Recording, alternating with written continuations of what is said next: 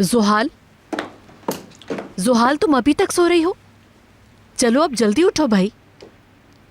आप क्या कर रही हो? क्या टाइम हुआ है? मुझे नींद आ रही है।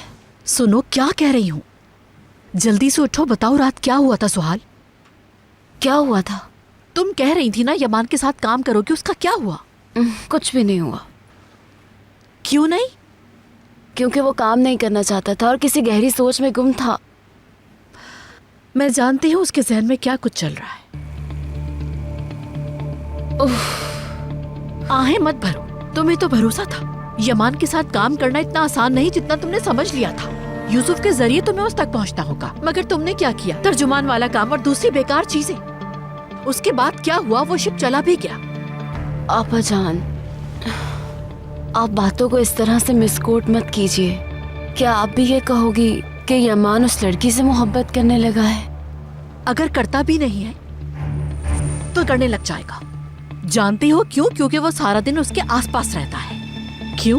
सिर्फ यूसुफ की वजह से। उसकी खुशी या गम सिर्फ यूसुफ की वजह से है। हर तरह का गर्ज उसे यूसुफ के साथ से है और जिया के साथ। हम मौका मिलने का इंतजार नहीं कर सकते। यूसुफ की वजह से वो साथ ही होते हैं और किसको पता है कि कल क्या होने वाला है। तुम जानती हो उसके बाद क्या होगा? यमान को अच्छी तरह से मैं जानती हूँ। वो आग और बारूद का नाम है।